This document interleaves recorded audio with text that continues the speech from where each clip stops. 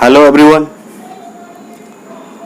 तो आज हम लोग शुरू करने जा रहे हैं आपका सरफेस केमिस्ट्री, आपका क्लास 12 का पार्ट है, जिसमें आज हम लोग सीखने वाले हैं आपका जियोलाइट।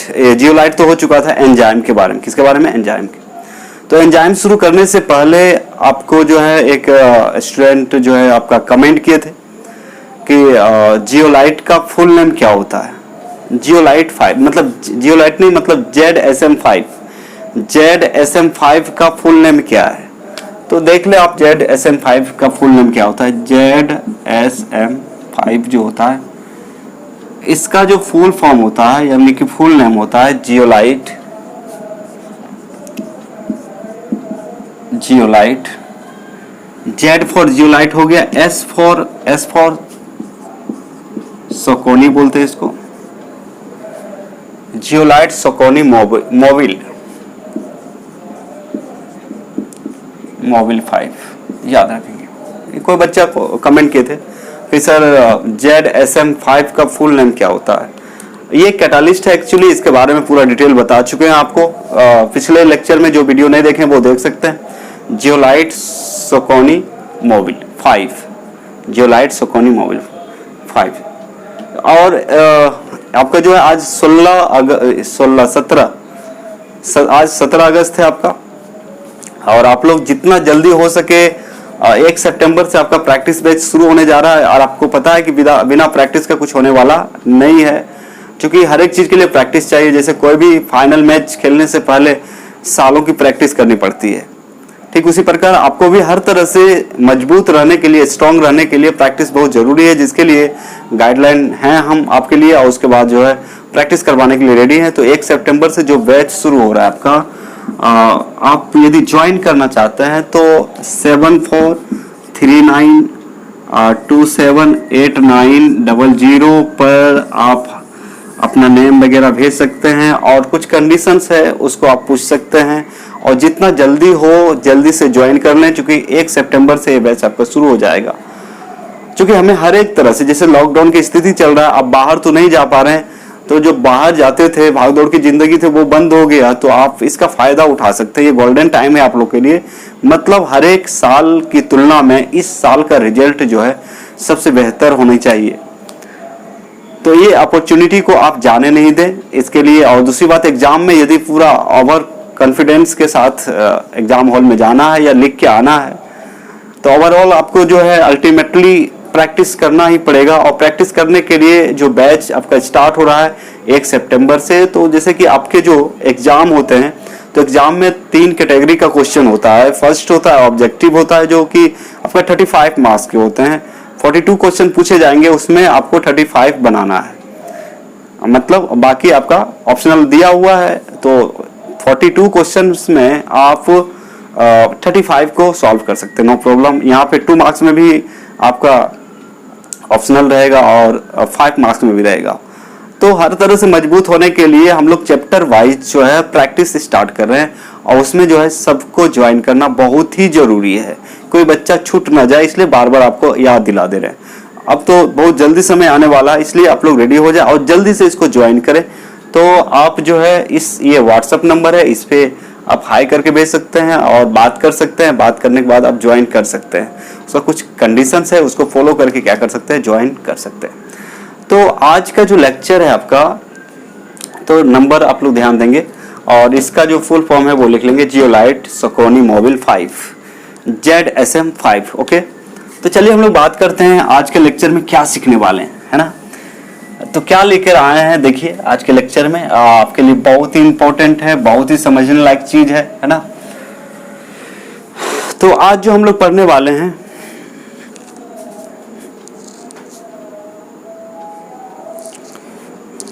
ठीक चल रहा है।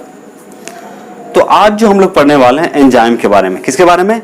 आज हम लोग बात करेंगे एंजाइम के बारे में। तो मतलब देखना है यहाँ पे कि एंजाइम आखिर होता क्या है, उसका काम क्या है, वो हमारे लिए लाभदायक है या नहीं है, इन सारे बातों पे आज चर्चा होगी। तो देखिए बच्चों, होता क्या है यहाँ पे, एंजाइम्स। एंजाइम्स का नाम आप लोग सुने होंगे, है ना। और जो बायो का स्टूडेंट हैं, बायोलॉजी का स्टूडेंट हैं, वो लोग को एंजाइम पूरा डीपली पढ़ना है। लेकिन आप लोगों को भी थोड़ा सा दिया हुआ है तो उसको हमें जान लेना बहुत जरूरी होता है कि एंजाइम आखिर क्या होता है।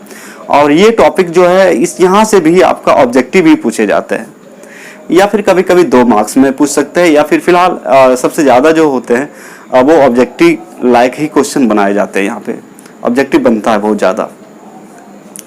तो अभी हम लोग सीखेंगे कि एंजाइम आखिर होता क्या है, एंजाइम क्या है। तो एंजाइम्स जो होते हैं, enzymes are complex nitrogenous organic compound which are found in living things.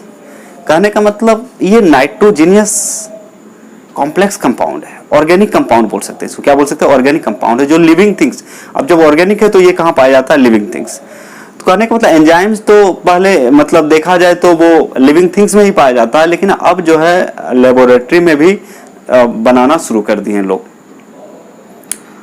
तो एंजाइम का काम क्या है वो देखना है यहाँ पे। जैसे हमारा ये शरीर है, तो हमारे शरीर में भी जो रिएक्शन होता है, मतलब जो लिविंग थिंग्स यानी जीव जंतुओं में जो रासायनिक अभिक्रियाएं होती है, उसको बोला जाता है बायो केमिकल कैटालाइसिस। यानी कि शरीर के अंदर जो केमिकल रिएक्शन होते हैं यहाँ जो कैटालिस्ट के रूप में यूज होता है उसको एंजाइम हम बोलेंगे। क्या बोलेंगे? एंजाइम भाग लेता है, और इसलिए इसको एंजाइमेटिक रिएक्शन भी बोला जाता है, या एंजाइमेटिक केमिकल रिएक्शन भी बोला जाता है। तो बात को ध्यान देंगे आप लोग और ध्यान से समझने की कोशिश करेंगे। और जब भी वीडियो आप देखते हैं तो आप पूरा देखें, वीडियो को स्किप नहीं करें। और दूसरी बात ध्यान देना है कि जब भी वीडियो को देखते हैं तो कॉपी कलम लेके बैठे और उसको डायरेक्ट क्या करें, नोट करना शुरू कर दें। ये बहुत ही मतलब ये प्राइमरी चीज है आपके लिए कि आप नोट्स बनाएं, वीडियो को देखें, उसको नोट करते जाएं। ये आपके लिए बहुत ही इंपॉर्टेंट होता है।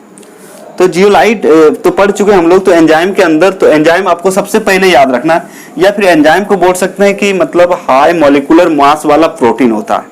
एंजाइम क्या होता है? हाई मॉलिक्यूलर, मतलब हाई मॉलिक्यूलर मास वाला क्या होता है? प्रोटीन होता है। मतलब एक तरह का क्या है? प्रोटीन है। या फिर इसको बोल सकते हैं complex nitrogenous organic compound. Enzymes क्या होता है?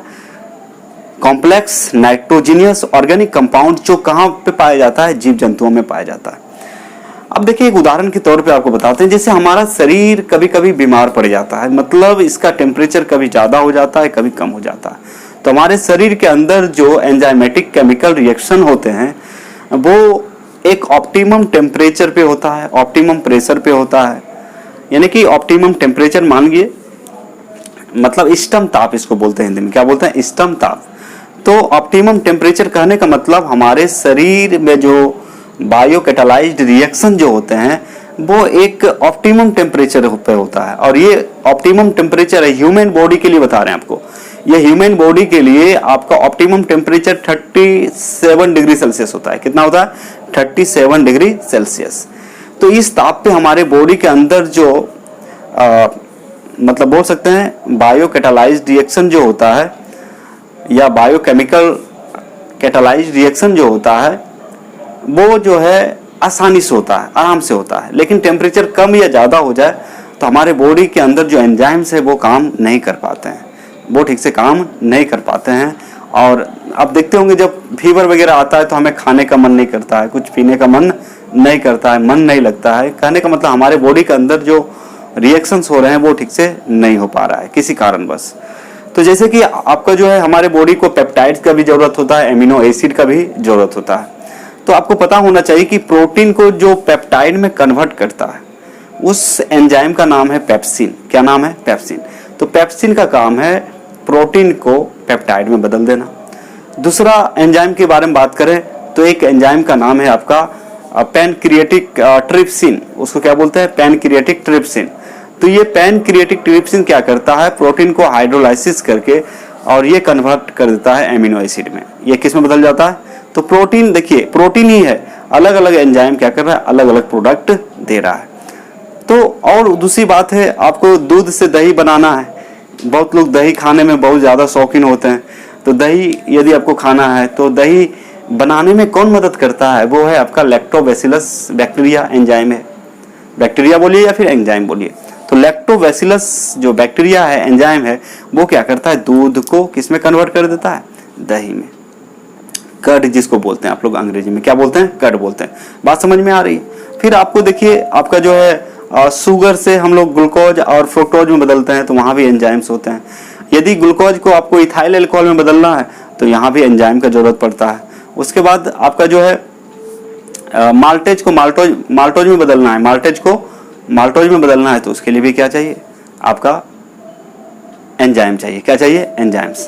तो एंजाइमेटिक रिएक्शन के बारे में आज कुछ बातें हम लोग सीखने जा रहे हैं। तो चलिए टाइम नहीं लेते हुए जल्दी से क्या करते हैं हम लोग स्टार्ट करते हैं कि भाई एंजाइम सबसे पहले पढ़ाएंगे एंजाइम्स क्या होता है, फिर एंजाइमेटिक रिएक्शन के बारे में हम लोग क्या करेंगे, बात करेंगे।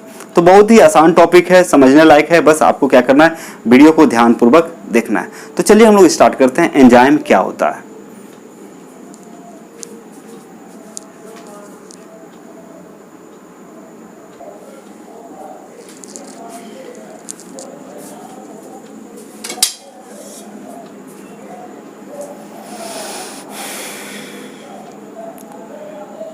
चलिए आइए समझते हैं। तो जो चीजें अभी बताएं उसको हम लिख दिए। लिखने में फायदा क्या है कि आपको नोट्स भी रेडी हो जाएगा, बना भी लेंगे, है ना। तो सबसे पहले लिखा हुआ है एंजाइम्स। तो आपको पता है enzymes are complex nitrogenous organic compound that are produced by living plants and animals, living plants and animals. तो याद रखेंगे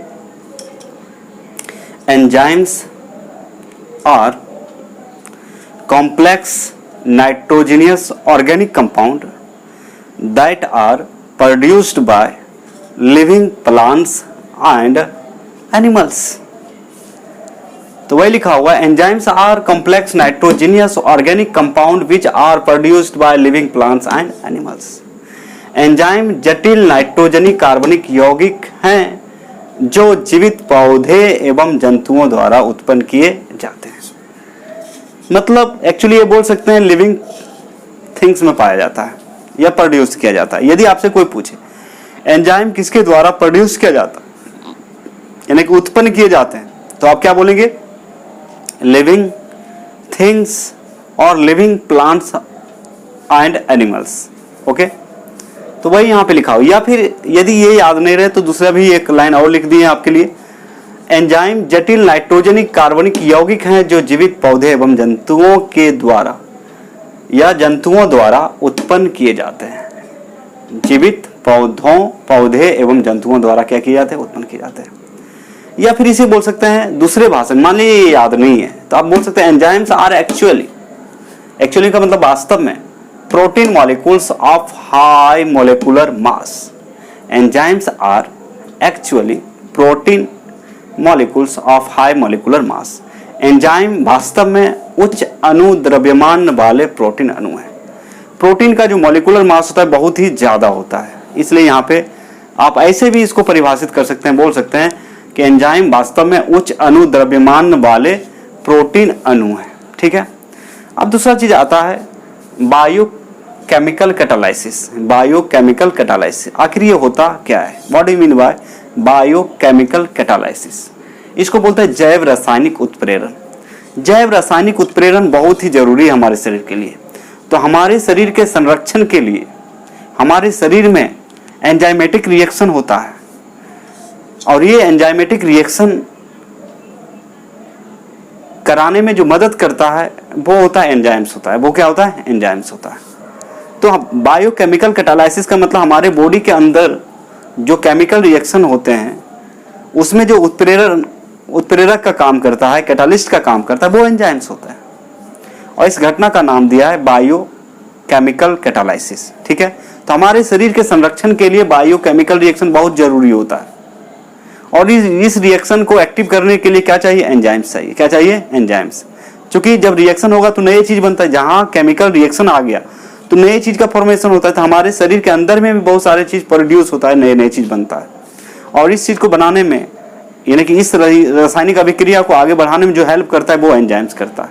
जैसे पहले भी बता चुके हैं कि पेप्सिन जो होता है प्रोटीन को पेप्टाइड में बदल देता है और ट्रिप्सिन जो है प्रोटीन को हाइड्रोलिसिस करके किस में बदल देता है, एमिनो एसिड। एमिनो एसिड भी हमारे बॉडी के लिए क्या है, बहुत ही जरूरी।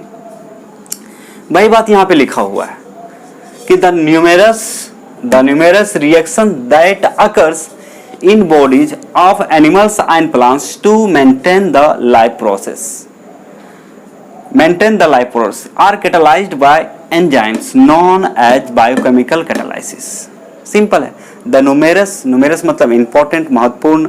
The numerous reaction that occurs in bodies of animals and plants to maintain the life process are catalyzed by enzymes known as biochemical catalysis. कुछ नहीं.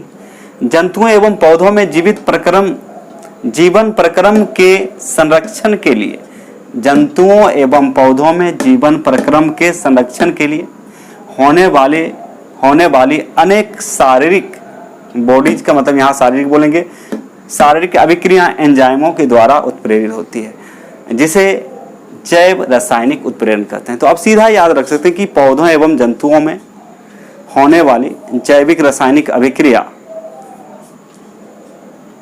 एंजाइमों के द्वारा उत्प्रेरित किए जाते हैं, जिसे हम लोग क्या बोलते हैं, जैव रासायनिक उत्प्रेरण कहते हैं. जैव रासायनिक उत्प्रेरण कहते हैं. तो हमारे शरीर के अंदर जो रासायनिक अभिक्रियाएं होती हैं उसको उत्प्रेरित कौन करता है, एंजाइम. उसको उत्प्रेरित कौन करता है, एंजाइम करता है. इसलिए इसका नाम पड़ा है बायोकेमिकल कैटालाइसिस, यानी कि जैव रासायनिक उत्प्रेरण. जैव रासायनिक उत्प्रेरण. तो यदि क्वेश्चन आपको आता है तो what do you mean by biochemical catalysis, तो इसको यदि आप भूल गए तो अपने मन से क्या लिख सकते हैं,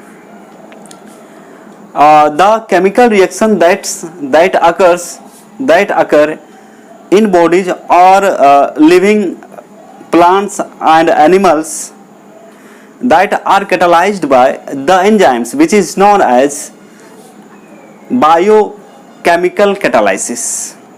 यानी कि हमारे जीव जंतुओं में जो रासायनिक अभिक्रिया होते हैं उसको एंजाइमों के द्वारा उत्प्रेरित किए जाते हैं, और जिसे हम लोग बोलते हैं जैव रासायनिक उत्प्रेरण बोलते हैं. क्या बोलते हैं, जैव रसायन. तो आपको समझना है, यदि ये पूरा खानदान को आप भूल गए तो लाइफ प्रोसेस के लिए जो केमिकल रिएक्शंस होते हैं हमारे शरीर में वो एंजाइमों के द्वारा उत्प्रेरित किए जाते हैं, और इसीलिए इसका नाम पड़ा बायोकेमिकल कैटालाइसिस. ओके, तो इसको क्या करें आप लोग नोट कर लें, याद रहे आपको, क्या करें इसको नोट कर लें. तो जल्दी से इसका फटाफट क्या करें, आप इसका स्क्रीनशॉट लेंगे, उसके बाद हम लोग पढ़ेंगे इसका एग्जाम्पल्स कि क्या क्या एग्जाम्पल्स होते हैं. तो बहुत सारे एग्जाम्पल्स हैं, तो अभी हम लोग इसको देखेंगे. बहुत सारे एग्जाम्पल्स को अभी देखने जा रहे हैं. जैसे दूध से दही में कन्वर्ट करता है उस एंजाइम का नाम क्या है, ये भी किसके अंदर आएगा, बायो कैटालाइसिस रिएक्शन के अंदर आएगा. मतलब एंजाइमेटिक रिएक्शन बोल सकते हैं. क्या बोल सकते हैं, तो एग्जाम्पल्स ऑफ एंजाइमेटिक रिएक्शन मतलब वैसे रासायनिक अभिक्रिया जो एंजाइम के प्रेजेंस में आपका होता है, उसका एग्जाम्पल्स अभी हम लोग क्या करेंगे, देखेंगे. तो समझ में आ गया होगा कि हमारे शरीर, हमारे जीवन के प्रक्रम को संरक्षण के लिए जो रासायनिक अभिक्रियाएं होती हैं उसको जो कैटालाइज करता है, उत्प्रेरित करता है, वो एंजाइम होता है. इसलिए इसको हम लोग बोलते हैं जैव रासायनिक उत्प्रेरण. तो चलिए आगे देखते हैं. फटाफट क्या करें, इसका स्क्रीनशॉट ले लें आप लोग.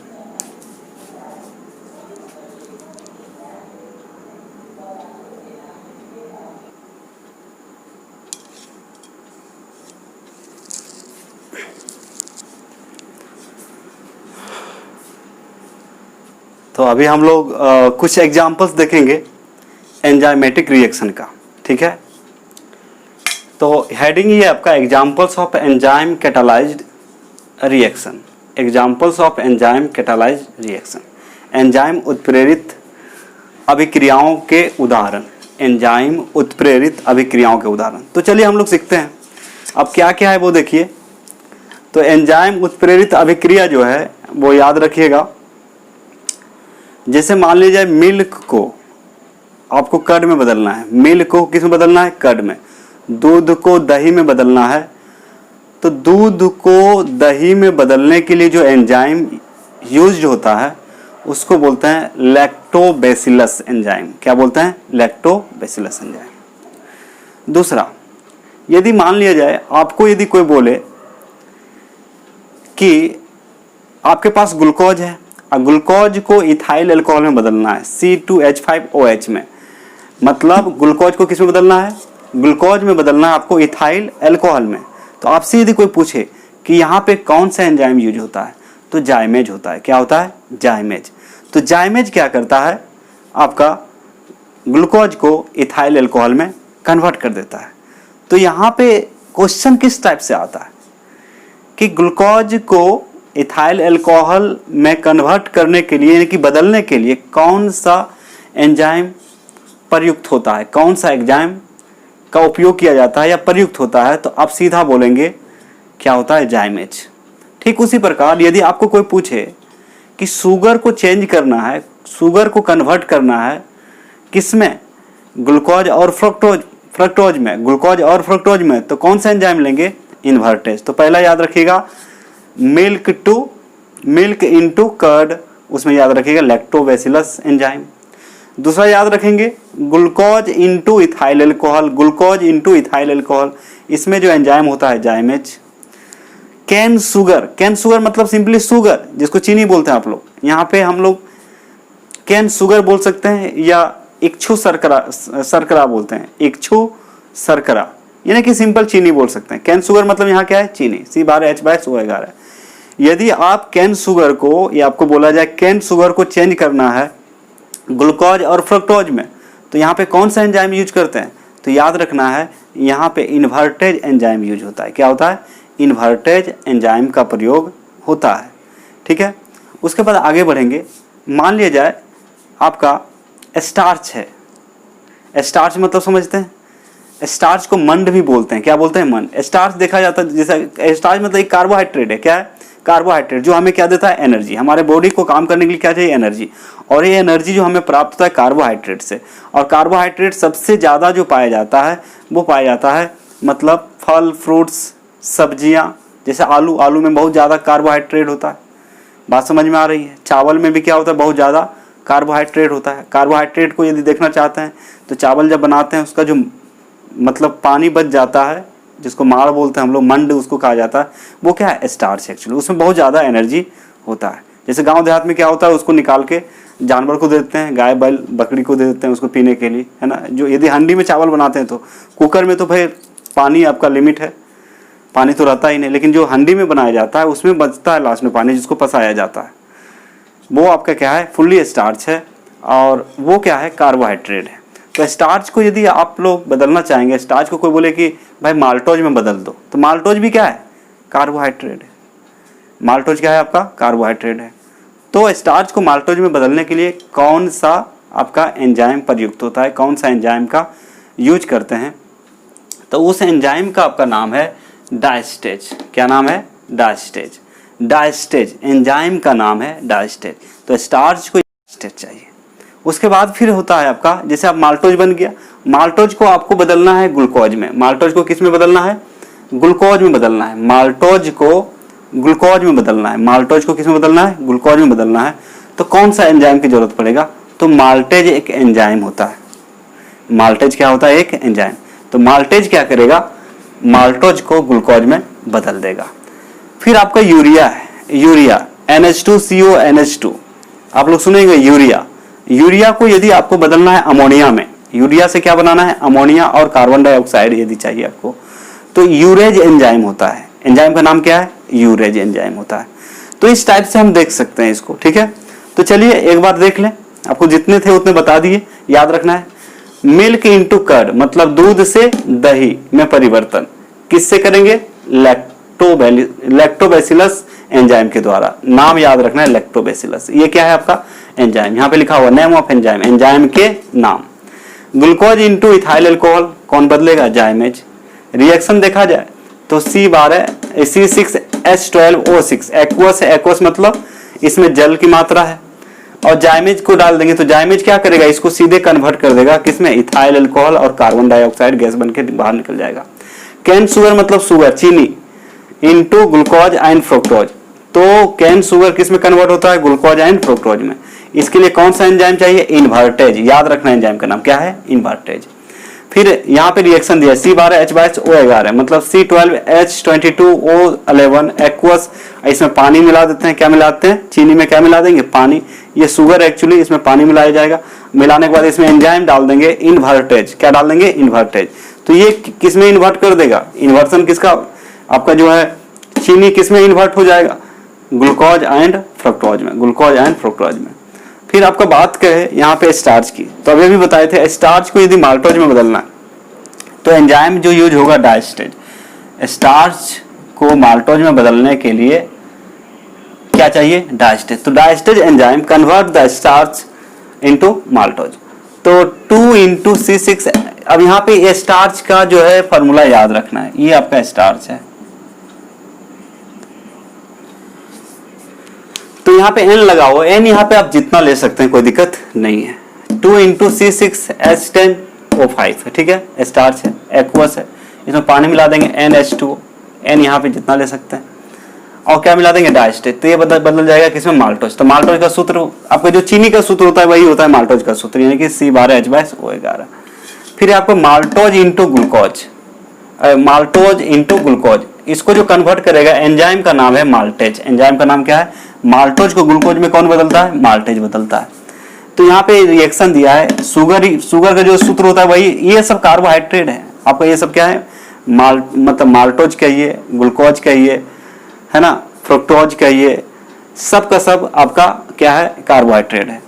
तो यहाँ पे क्या हुआ? माल्टेज डालेंगे तो ये बदल जाएगा आपका किसमें? ग्लूकोज में। तो ये क्या है? आपका ग्लूकोज है। फॉर्मूला तो आपको पता ही होगा, ये क्या है? आपका ग्लूकोज है। फिर यूरिया को अमोनिया और कार्बन डाइऑक्साइड में बदलना है, urea into ammonia and carbon dioxide. इसके लिए जो आपका एंजाइम यूज होगा वो होगा यूरिज, ठीक है। तो यहाँ पे यूरिया हो गया, ये NH2CONH2, ये क्या हो गया आपका? यूरिया। ये आपका यूरिया है। अब यूरिया को बदलना है अमोनिया और कार्बन डाइऑक्साइड में, तो क्या एंजाइम लेंगे? तो यूरिया में क्या मिलाते हैं? पानी। उसमें क्या डालेंगे? यूरेज। ये अपने आप कन्वर्ट हो जाएगा 2NH3, यानी कि अमोनिया। ये क्या है आपका? अमोनिया। ये हो गया आपका अमोनिया, और ये हो गया CO2, क्या है? Carbon dioxide. वेल नोन है आपका, आपकी जानकारी में है ये बातें, तो ये याद रखना है। अब देखिए सीरियल वाइज याद कर लें। मिल्क इंटू कर्ड कौन होगा? Lactobacillus. Glucose into ethyl alcohol and carbon dioxide, जाइमेज। Cane sugar into glucose and fructose, invertase. Starch into maltose, तो यहाँ माल्टोज भी क्या है? कार्बोहाइड्रेट है। स्टार्च भी क्या है? कार्बोहाइड्रेट। स्टार्च इंटू माल्टोज क्या लेंगे? डायस्टेज। क्या लेते हैं हम लोग? डायस्टेज लेते हैं, ठीक है। उसके बाद है आपका maltose into glucose, maltose into glucose, तो क्या लेते हैं? माल्टेज। माल्टोज इंटू ग्लूकोज क्या लेते हैं? माल्टेज। फिर urea into ammonia and carbon dioxide, urease, क्या लेते हैं? यूरिज। ये आपका रिएक्शन के साथ बता दिया गया। लास्ट में एक टेबल बता देंगे, जैसे सोर्स भी कभी कभी पूछा जा सकता है कि भाई डायस्टेज का सोर्स क्या है, माल्टेज का सोर्स क्या है, इन्वर्टेज का सोर्स क्या है। तो अधिकांश ईस्ट होता है। क्या होता है? ईस्ट। ईस्ट का मतलब खमीर। तो आप क्या करें, इसका फटाफट आप इसका स्क्रीनशॉट ले लें। 1-2 पॉइंट और रह गया है, उसको लिखवाने के बाद एक टेबल बनाएंगे, उसके बाद ये लेक्चर खत्म होगा। और ये याद करने का चीज है, पहले बता दे रहे हैं, ये आपको क्या करना है? याद करना है। मतलब कौन सा एंजाइम जो है किस में कन्वर्ट करता है, किसको, ये आपको क्या करना है? याद रखना है। और यहाँ सिंपल बात है, रिएक्शन भी लिख दिया गया है, ठीक है। तो चलिए इसका जल्दी से फटाफट स्क्रीनशॉट ले लेंगे, और यदि आपको समझ में आ रहा है, याद हो रहा है, तो आप जो है कमेंट सेक्शन में बताएंगे कैसा लगा वीडियो। तो चलिए स्क्रीनशॉट लें।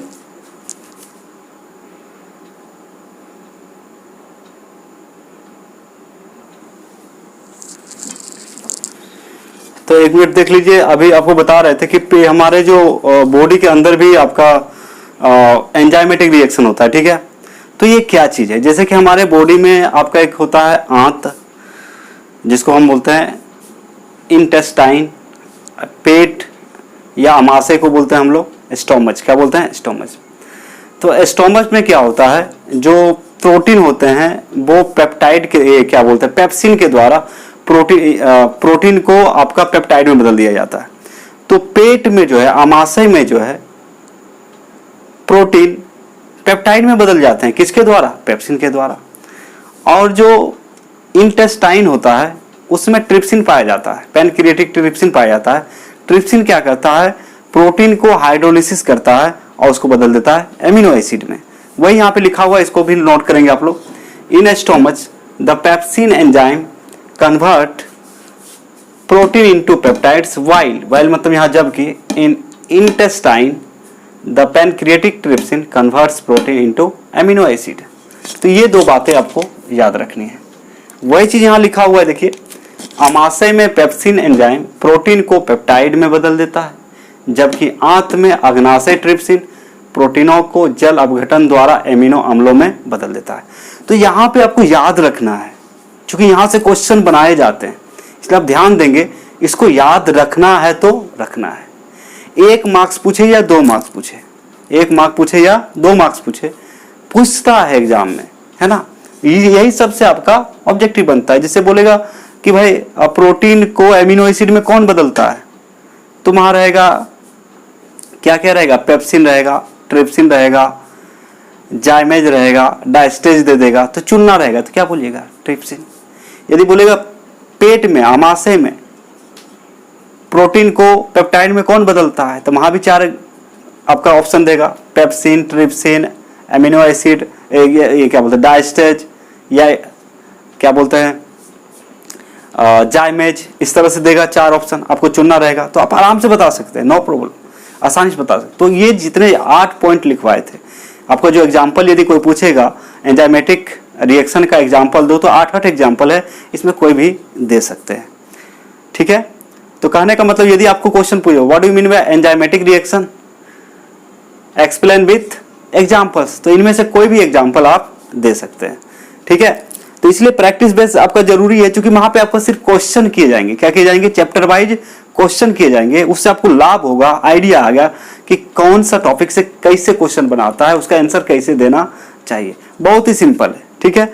और प्रैक्टिस बेस से एक लाभ और होने जा रहा है आपको, कि फिर से यदि थ्योरी पार्ट तो नहीं, जैसे क्वेश्चन जब हम लोग करेंगे लॉन्ग टाइप, शॉर्ट टाइप, जो भी क्वेश्चन करेंगे, तो उससे और आपका क्लियर हो जाएगा, ऑब्जेक्टिव में डर नहीं रहेगा। और एक बात क्लियर कर दें आपको कि ऑब्जेक्टिव में यदि फुल मार्क्स लाना चाहते हैं तो कॉन्सेप्ट क्लियर होना चाहिए, थ्योरी पार्ट आपके दिमाग में होना चाहिए, क्योंकि ये जितने भी पॉइंट्स लिखे सभी जगह ऑब्जेक्टिव भरा हुआ। क्या भरा हुआ है, ऑब्जेक्टिव। तो प्रैक्टिस बैच में क्या किया जाएगा, उसको साइड करके, अब एक ही टाइम में तो हमारे पास तो इतना टाइम नहीं है कि एक ही साथ सब कुछ करवाएं, आपको समझ में आना चाहिए। तो ये तो आपका चल रहा है, कोर्स चल रहा है, ये आपका क्या चल रहा है, सिलेबस चल रहा है। वहां पे क्या करेंगे, प्रैक्टिस होगा, क्वेश्चन का प्रैक्टिस होगा। इसलिए सबसे अनुरोध है कि जितना जल्दी हो आप ज्वाइन करें उस बैच को। सब लोगों को जरूरी है, सब, चूंकि सबको पढ़ाते हैं, तो सबसे रिक्वेस्ट है, अनुरोध है कि जितना जल्दी हो सके उस बैच को ज्वाइन करें। तो आपको हर टॉपिक वाइज क्वेश्चन को बनाए जाएंगे, बताए जाएंगे, समझाए जाएंगे, तो फिर से रिपीट होगा, तो आपके दिमाग में बैठ जाएगा। तो फिर एग्जाम के समय रटने का जरूरत आपको नहीं पड़ेगा। नहीं तो पता चलता जब एग्जाम आ जाता है, अरे बाप रे, केमिस्ट्री का इतना बचा हुआ है, अब ये पढ़े कि वो पढ़े। अब केमिस्ट्री पढ़ते पढ़ते आगे दिमाग फिजिक्स में, अरे फिजिक्स में तो ये पूरा गोल है, अब क्या करें, इसको बंद करके उसमें भिड़ जाते हैं। तो कुछ तो आपका क्लियर रहे, कुछ चीज में तो कॉन्फिडेंस रहे शुरू से, ताकि उस समय आप दूसरे चैप्टर को पढ़ सकते हैं, दूसरे सब्जेक्ट को पढ़ सकते हैं। तो आपके भलाई के लिए ये बैच है, आप समझने की कोशिश करें, ठीक है। यहाँ पे जो मनी जो है मायने नहीं रखता है, यहाँ टाइम मायने रखता है। दूसरी बात है, यही होता है एग्जाम के समय कि ये पढ़े कि ये पढ़े, इतना इतना चैप्टर है। अब सॉल्यूशन चैप्टर बना रहे हैं तो पता चला इलेक्ट्रोकेमिस्ट्री भी बहुत ज़्यादा, उसमें भी क्वेश्चन आपका डराएगा आपको। फिर अच्छा केमिकल का डेरिवेशन है उसमें, तो बहुत सारी बातें होती है। इसलिए पहले से क्लियर होना बहुत जरूरी होता है। तो जितना पढ़ाया गया है उतना जो है आपको उसमें समझाए। तो जहाँ के बच्चे, जो भी बच्चे देख रहे हो वीडियो, वो लोग कोशिश करेंगे, नंबर तो शुरू में बता दिया गया है, उस नंबर से कांटेक्ट करें, उसका कंडीशन को फॉलो करें और जल्दी से ज्वाइन करें। 25 अगस्त तक सबको ज्वाइन कर लेना है, 25 अगस्त तक सबको हर हाल में ज्वाइन कर लेना है, क्योंकि यहाँ तो पूरा टॉपिक डील किया जा रहा है। वहाँ इस टॉपिक से क्वेश्चन निकाल के बताए जाएंगे, समझाए जाएंगे, तो रिपीट हो जाएगा आपका, आसान हो जाएगा। क्योंकि एक चैप्टर, एक सब्जेक्ट नहीं, आपको बहुत सारे सब्जेक्ट हैं। तो कम से कम किसी सब्जेक्ट में आपको यदि ऑफर किया जा रहा है कि आप पहले से प्रिपेयर्ड हो जाएं, मजबूत हो जाएं, तो इसमें तो बच्चों को खुशी होनी चाहिए, अंदर से खुशी होनी, क्या बात है, मज़ा आने वाला है। चलिए सीखते हैं। तो इस तरह की बात है, तो आप ध्यान दें। तो चलिए, इतने सारे जो चीज़ पढ़े यहाँ पे, उसको हम शॉर्टकट बता देते हैं, एक टेबल में बता देते हैं। क्या बताते हैं, एक टेबल में बता देते हैं, और उस टेबल को याद रखेंगे, आपका काम हो जाएगा। तो उसको हम लोग क्या और शॉर्ट कर देते हैं, और इसको क्या करते हैं हम लोग, शॉर्ट कर देते हैं। तो चलिए आप लोग क्या करें, इसको स्क्रीनशॉट, इसका स्क्रीनशॉट ले लें जल्दी से।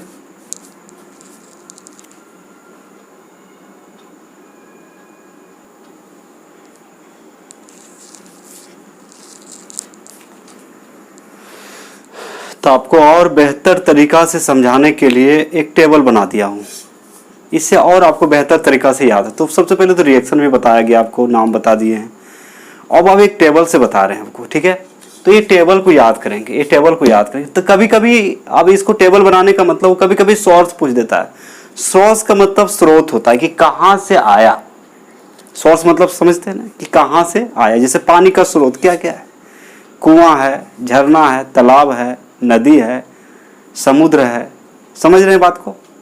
तो सोर्स का मतलब आपका स्रोत होता है। एंजाइम को एंजाइम ही बोलते हैं, सोर्स का मतलब स्रोत। एंजाइमेटिक रिएक्शन को बोलते हैं हम लोग एंजाइम उत्प्रेरित अभिक्रिया। एंजाइमेटिक रिएक्शन का हिंदी होता है एंजाइम उत्प्रेरित अभिक्रिया। यहाँ पे लिखा हुआ एंजाइमेटिक रिएक्शन, एंजाइम उत्प्रेरित अभिक्रिया। तो सबसे पहला यहाँ एंजाइम का नाम लिए इन्वर्टेज। अब इन्वर्टेज कोई पूछेगा इन्वर्टेज कहाँ से प्राप्त होता है, तो ईस्ट मतलब खमीर। खमीर उठाना आप जानते होंगे, आप लोग सुने होंगे या पढ़े हैं कि यदि हम आटा को गूंथ के रख देते हैं रात में, आटा को क्या करेंगे, गूंथ के रख देंगे रात में, उसको सुबह रोटी बना के खाएंगे तो उसको देखिए स्वाद बदल जाता है। तो ये आटा में क्या ईस्ट बन जाता है, ईस्ट होता है, क्या होता है, ईस्ट बन जाता है। तो ये ईस्ट और बहुत सारे ईस्ट हैं, है ना, ईस्ट है। और तो आपको सबसे पहली बात याद रखना है ना। तो ईस्ट मतलब इन्वर्टेज कहाँ से प्राप्त किया जाता है, ईस्ट से प्राप्त किया जाता है। अब यहाँ पे ईस्ट का काम क्या है कि ये सुक्रोज का मतलब यानी शुगर है। सुक्रोज का मतलब यहाँ क्या है, शुगर, चीनी, जिसको कैन शुगर बोले थे, क्या बोले थे, कैन शुगर। एक्चुअली ये शुगर है। तो सुक्रोज किस में कन्वर्ट हो जाता है, ग्लूकोज एंड फ्रक्टोज में। ये कौन करता है, इन्वर्टेज। जाइमेज का जो स्रोत है वो भी ईस्ट है। जाइमेज भी कहाँ से प्राप्त होता है, ईस्ट से होता है। जाइमेज का काम क्या है, ग्लूकोज को जो है किसमें बदल देता है, इथाइल अल्कोहल और कार्बन डाइऑक्साइड में। आप देख रहे होंगे कि सभी एंजाइम अलग अलग हैं और अलग अलग रासायनिक अभिक्रिया में भाग लेता है। जैसे सेलेक्टिविटी पढ़े थे तो आपको पता चल गया होगा कि एक पार्टिकुलर एंजाइम से एक पार्टिकुलर केमिकल रिएक्शन में भाग लेके एक नया चीज देता है। जाइमेज आपका ईस्ट से प्राप्त होता है और जाइमेज का काम क्या है, ग्लूकोज को इथाइल अल्कोहल और कार्बन डाइऑक्साइड में बदल देना। डायस्टेज आपका माल्ट से प्राप्त होता है, माल्ट, है ना, माल्ट इसका स्रोत हो गया। ये क्या करता है, स्टार्च जो है माल्टोज में बदल देता है। तो स्रोत का भी नाम याद रखना है कि डायस्टेज कहाँ से प्राप्त होता है, माल्ट से। स्टार्च को किसमें बदलता है, माल्टोज में बदलता है। तो ये आपका जो है स्टार्च, माल्टोज, ये सब क्या है, कार्बोहाइड्रेट है। माल्टेज जो प्राप्त होता है आपका ईस्ट से होता है। कहाँ से होता है, ईस्ट से।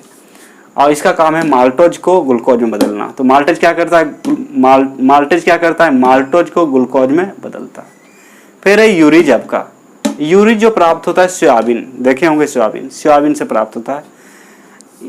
यूरिज का काम है यूरिया को अमोनिया और कार्बन डाइऑक्साइड में बदल देना, अमोनिया और कार्बन डाइऑक्साइड में बदल देना। फिर आपका पेप्सिन पाया जाता है स्टोमच मतलब अमाशय में पाया जाता है। पेप्सिन का काम होता है प्रोटीन को पेप्टाइड में बदल देना। रही बात ट्रिप्सिन पाया जाता है इंटेस्टाइन में। किसमें पाया जाता है, इंटेस्टाइन में।